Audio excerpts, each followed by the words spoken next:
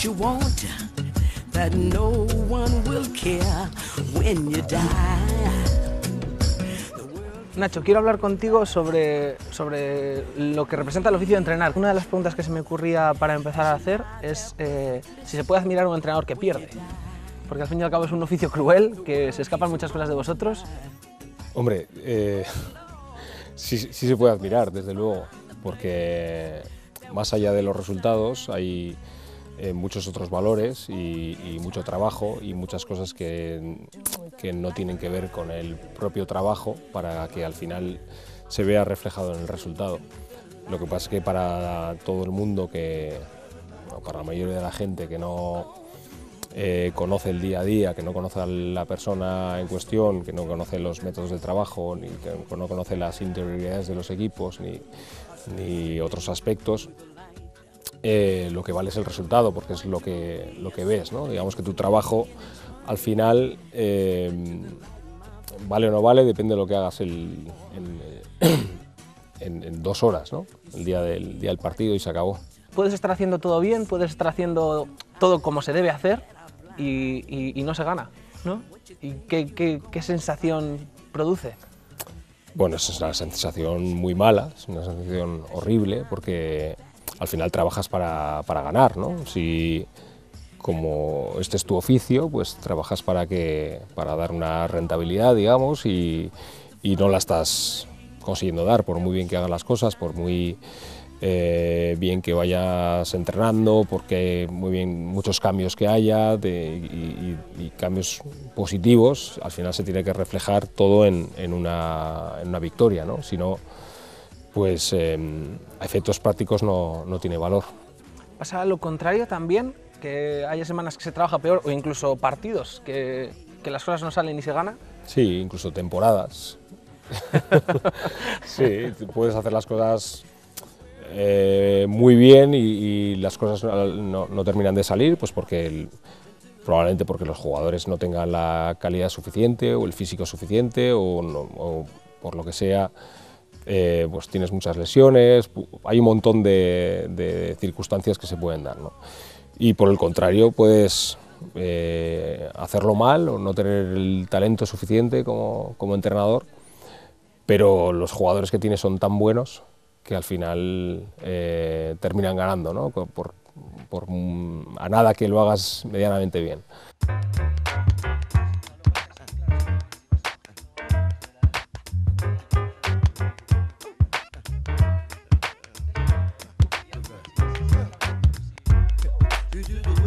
¿Qué te hace admirar a otros entrenadores?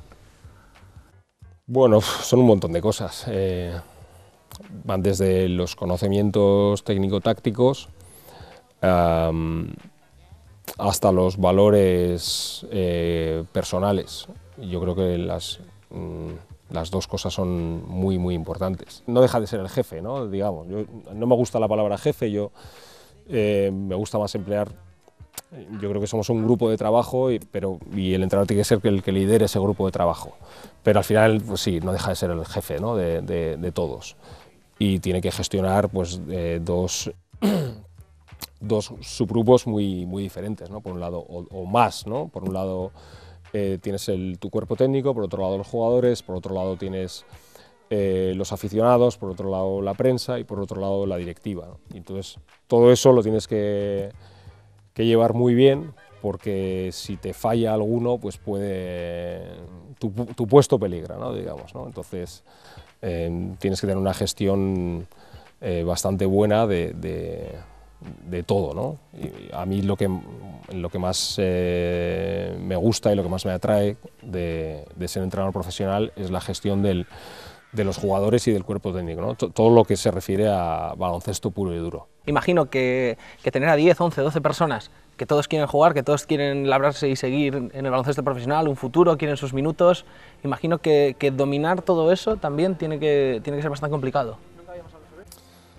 Yo creo que ahí está un poco el kit de la cuestión, ¿no? De cómo eres capaz de administrar todo eso y cómo eres capaz de hacer que todo el mundo se sienta importante, que todo el mundo piense en lo mismo, que todos los jugadores sean capaces de trabajar para un jugador en concreto en un momento determinado, que el bueno del equipo se olvide de lo bueno que es para trabajar para uno un poquito peor en un momento dado.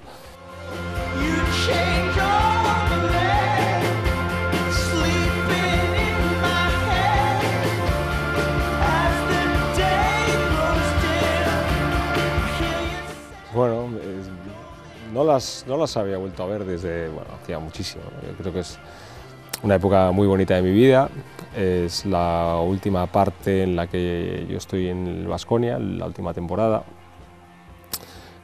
Fue unos meses muy especiales, se puso enfermo el entrenador jefe, que en aquella época era Velimir Perasovic, y me tocó dirigir unos cuantos partidos muy importantes, sobre todo de la Euroliga, que era pues la parte en la que nos podíamos clasificar para la Final Four y bueno, todo salió muy bien, yo me lo pasé muy bien, probé lo que era el baloncesto de élite al máximo nivel en Europa de primera mano, y la verdad que disfruté mucho. Tengo que agradecerle pues, a Querejeta, que me dio la confianza para estar, al cuerpo técnico que me apoyó y a los jugadores que se portaron muy bien todo el tiempo que estuve, y tengo recuerdos muy buenos. Fue el punto culminante, digamos, de mi etapa en Baskonia. Yo imagino que tendrías las mismas ganas de ganar en el partido de Euroliga que en tu primer partido en Le Plata en Palencia cuando llegas después. Pero sí, las tensiones... No, incluso tú puedes decir, joder, es que juegas contra el Maccabi allí, pues la tensión tiene que ser máxima porque estás jugando, joder, fíjate en la pista del Maccabi, ¿no? Pues yo tenía más tensión jugando en la pista de Sevilla contra el filial del Cajasol en aquel momento, porque realmente estábamos muy necesitados, ¿no? de triunfos en aquel entonces, ¿no? Aquí lo pasé mucho peor de lo que en ese primer año que ahí, ¿no? meses antes, ¿no? en una de las canchas más difíciles de Europa. Una vez le oí a Fernando Alonso que decía que, joder, la tensión que tiene que ser estar compitiendo por el Mundial, y él decía, no, pues que yo tenía más tensión cuando competía en karts porque me jugaba el ser profesional, ¿no?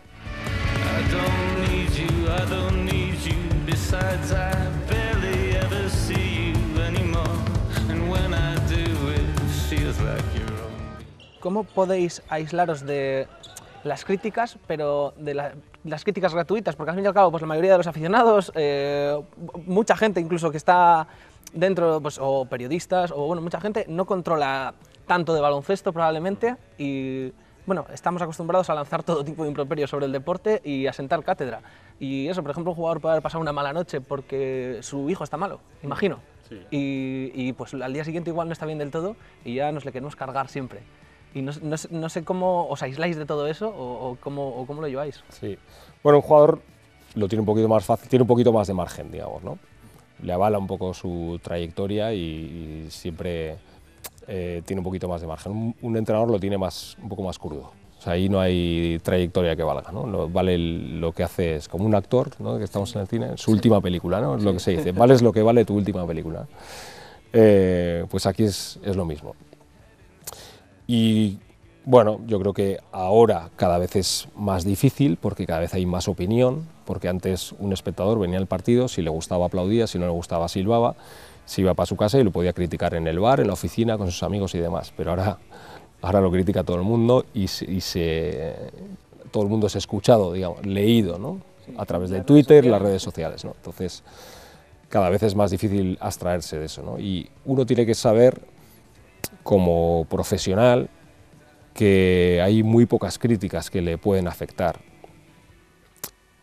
Yo personalmente me fío de las críticas de mis jugadores, de mi cuerpo técnico y de 2 o 3 personas más que conozco y que sé lo que saben de baloncesto y lo que me pueden aportar y la manera en la que hacen la crítica, ¿no? Si es constructiva o no lo es.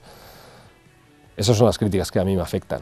Una de las cosas que hay que hacer, la que tiene que hacer un entrenador, pienso, es abstraerse un poco de todas estas historias. No ver mucho la tele, donde puedas aparecer, no leer los periódicos donde puedas aparecer y no tener redes sociales, así de claro. Intentar, imagino, aislarse, aunque imagino que es complicado porque hace no demasiados meses charlaba con un entrenador del EP y él me decía, si es que los entrenadores, y lo usaba, a veces tiene una connotación peyorativa, pero no, somos frikis del baloncesto.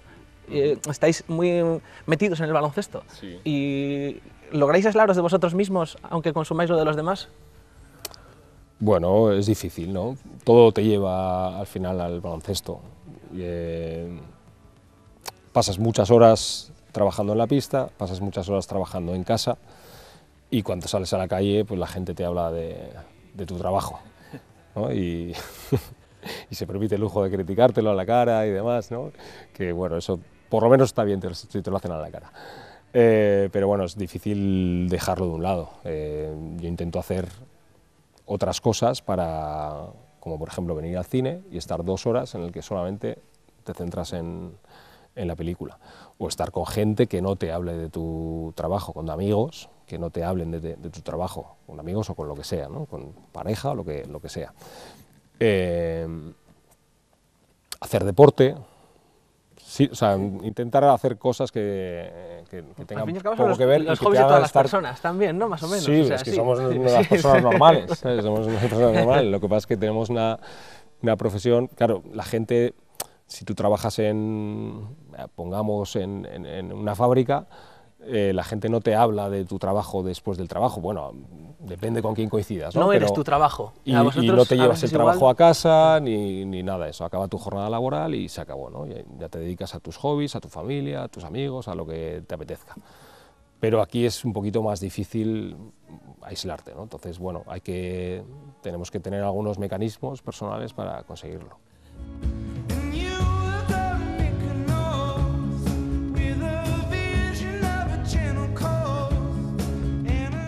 Gracias al baloncesto has conocido muchas culturas muy diferentes. Desde siempre, digamos que he admirado casi más la carrera de entrenadores que han estado en muchos sitios, conociendo muchas culturas, como Pep Clarós, por ejemplo, que para mí es un referente, a gente que ha conseguido más títulos, digamos, estando en una zona de confort, ¿no? Digamos, entre comillas, ¿no? Porque todos los sitios tienen su aquel, ¿no? Pero poder conocer muchos países, muchas culturas, idiomas, etcétera, que te enriquecen a nivel personal y vivirlo desde tu profesión también, pues bueno, tiene que ser algo buenísimo. Y en cuanto se me presentó la oportunidad, no lo dudé. Tenía que ser algo muy bueno, sabiendo que iba a ser algo difícil, complicado por todas las circunstancias que rodean a los países, a las federaciones, a los jugadores, a todos los medios que hay. Requiere un proceso de adaptación grande, pero yo creo que me merece mucho la pena. El Nacho Lezcano que coge el primer avión y se va a África es distinto al Nacho Lezcano que vuelve a aterrizar en ese mismo aeropuerto después, unas semanas después. Sí, totalmente, totalmente. Te cambia la perspectiva, aunque luego yo creo que al final poco a poco todo vuelve otra vez a donde estaba, pero creo que siempre hay pequeños cambios que, bueno, te hacen valorar más lo que tienes, todas las pequeñas cosas, por muy pequeñas que sean. Aquí no las percibimos, pero tienen mucho valor. O sea, el hecho de tener todo tipo de utensilios para cocinar o tener agua caliente cuando le das al grifo de color rojo o no sé, que un autobús llegue a la hora. O sea, hay miles de pequeños detalles que nos pasan desapercibidos y que, bueno, que tienen mucho valor. Más allá he dicho 4 detalles, pero o sea, hay cosas mucho más profundas, ¿no? El hecho de que tengamos medicinas, de que vayas a una farmacia porque tienes un catarro y te lo puedas curar comprándote 2 medicinas que te dan allí mismo, el hecho de tener... sí, bueno, vacunas, hay enfermedades que no hay muchas en cosas, Europa, ¿no? en Occidente, y ¿no? a mí me tocó mucho el hecho de que uno de mis jugadores, una vez que nos vinimos ya, pero poco tiempo después, uno de mis jugadores se murió, precisamente por no tener el acceso a 2 medicamentos que nosotros hubiéramos ido a cualquier farmacia y hubiéramos comprado. Claro, porque muchas veces valoramos las trayectorias de los entrenadores desde una perspectiva únicamente profesional, ¿no? Lo que supone ser seleccionador, lo que supone ir a entrenar a Venezuela, pero hay muchísimo detrás, pues esas relaciones humanas, ya no solo transformadoras porque conoces sociedades, culturas distintas, sino pues, o sea, una experiencia como la que acabas de contarnos, ¿no? Que una persona con la que has trabajado fallezca prematuramente cuando podría haber tenido acceso en otro lugar a ciertas medicinas. Sí, son bueno, lecciones vitales, ¿no? Que las vivimos, o las podemos vivir. Yo he tenido acceso a unas cuantas de ellas a través del baloncesto. Algunas han sido muy buenas y por supuesto que te quedas con ellas, pero otras han sido un poco más traumáticas, ¿no? Esa en concreto pues, ha sido una que me tocó bastante, y luego uno de mis ayudantes, Raúl Jiménez, que vino conmigo a mi segunda aventura africana, pues falleció el año pasado, ¿no? Entonces, digamos que mis recuerdos de África son un poco, bueno, agridulces, ¿no? Tienen componente bueno porque las vivencias fueron muy buenas, y las vivencias con Raúl fueron muy buenas, lo pasamos fenomenal y los campeonatos se dieron muy bien, y bueno, vivimos un montón de cosas en poco tiempo, bueno, que te marcan, ¿no? Pero ahora mismo, cuando echo la vista atrás, pues me hace un recuerdo duro, ¿no?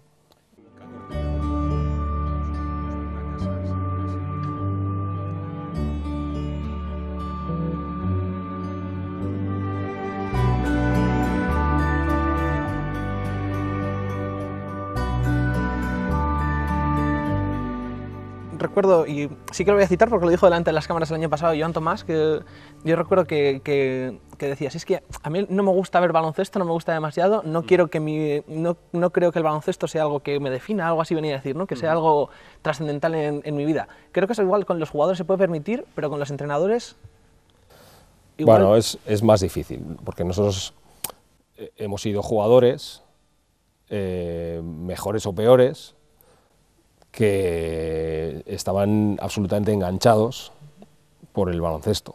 Hay jugadores que les apasiona y hay jugadores que no les gusta, y entre medias hay muchas cosas, ¿no? Hay todo tipo de gente, pero hay jugadores que realmente juegan porque se les da bien, tienen ese don, y se acabó. Cuando van a casa no ven ni un partido más, ni hacen nada que tenga que ver con baloncesto, que es muy respetable, ojo.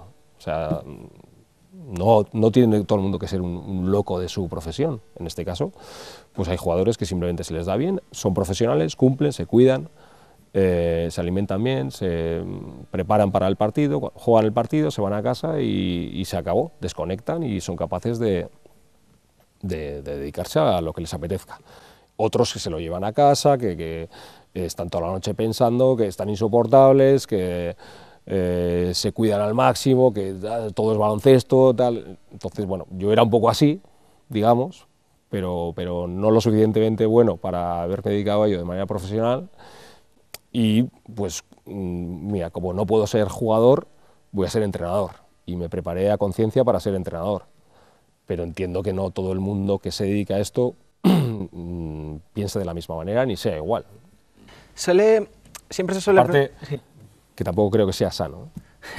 Hay que desconectar, ¿no? Sí, no creo que sea... Bueno, de hecho, no creo que sea una profesión sana, de hecho, a nivel mental. Sí. Bueno, el año pasado charlábamos con Dani Hernández, que ahora es preparador físico en ACB, en Burgos, y yo nos decía, tampoco es sano a nivel de salud para los jugadores, para algunos de ellos, ¿no? Llevar el cuerpo tan al límite. Sí, claro. Hay pocos jugadores que entrenen o que se levanten por la mañana, digamos, y no les dura nada. los más jóvenes quizás, pero cualquier jugador de 30 años... Ayer leía una entrevista a Navarro que decía, ya no me acuerdo de cuándo me he levantado y no me dolía nada.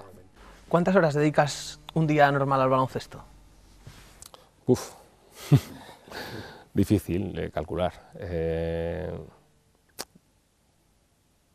Si entrenamos, por ejemplo, de doble turno, pues ya, que es casi siempre, pues ya son como 6-7 horas, 7 horas más bien, que pasas dentro del pabellón, en la pista. Entonces, en la pista y en los preparativos, ¿no? Porque no solo las 2 horas que estás en cada sesión en la pista, sino haciendo los preparativos. Y luego, bueno, siempre hay trabajo para llevar a casa y, bueno, desgraciadamente tenemos ordenadores y todas estas cosas todos estos dispositivos que nos permiten llevarnos el trabajo a casa y que desconectemos. No sabría calcular. Pues pero... todas esas horas que me dices son dedicadas al Cafés Candelas, pero por ejemplo me has citado una entrevista de Navarro, imagino que sigas ACB, que sigas Euroliga, que ahora sepas todo el rollo de las selecciones, Euroliga, FIBA, NBA, mucho, ¿no? Sí, hay que... En primer lugar es nuestra profesión estar un poco al día y en segundo lugar lo haces prácticamente sin querer.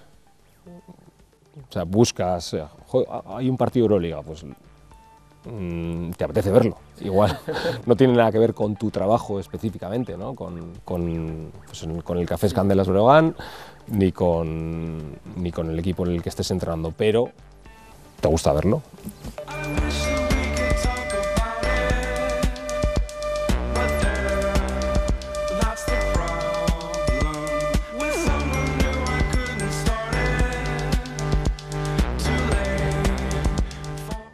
Te habíamos preparado otro vídeo de tu viaje a Estados Unidos. Cuando termina tu ciclo en Palencia, vives una pretemporada con los San Antonio Spurs. Sí, fui a ver el Eurobasket a Lille, a Francia, y me encontré con Ettore Messina. Sorprendentemente me conocía, porque aquí tuvimos a Nikola Mirotic.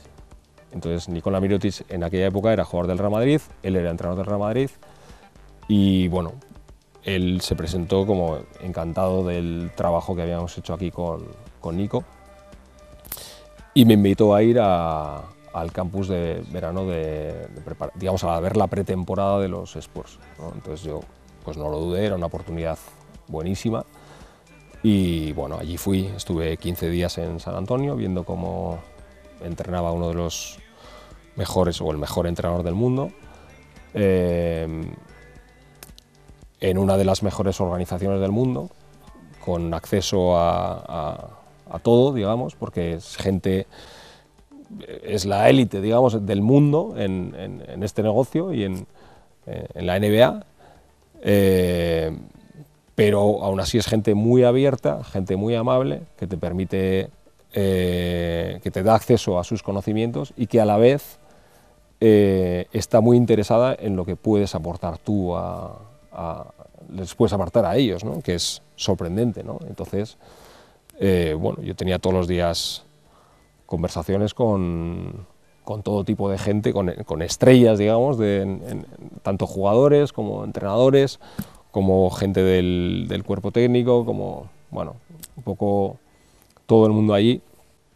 Y la verdad que fueron 15 días para recordar, ¿no? Uno de los grandes viajes que he hecho a nivel de baloncesto. ¿De ese viaje también vuelves cambiado? Sí, bueno, vuelves con otra mentalidad. O sea, cuando vas allí no solamente vas a hacer turismo, ni a conocer a gente, ni a hacerte fotos, que no me traje ninguna. Ni con Popovich. No, estuve hablando con él, estuve en su despacho y estuve varios días y es sorprendente que tú vas allí, estás sentado viendo entrenar y al día siguiente aparezca otra vez Popovich y te salude por tu nombre, ¿no? O sea, es una cosa, por supuesto ya no se acuerda de mí, lógicamente, ¿no? Pero esos 2 o 3 días, pues es un tío muy amable y es el número 1 del mundo, ¿no? Entonces, ya te digo, que te muestran todo lo que tienen y a la vez están interesados en lo que tú puedas aportar, que será, ¿qué le puedo aportar yo a Popovich, ¿no? pues aún así, pues ellos tienen esa predisposición. Y pues simplemente esa mentalidad, pues ya te dice mucho, ¿no? De, joder, aquí igual nos queremos el culo en el mundo y no somos nadie, y esa gente que realmente es top, pues tienen una mentalidad diferente. Igual tenemos que cambiar aquí un poquito, ¿no?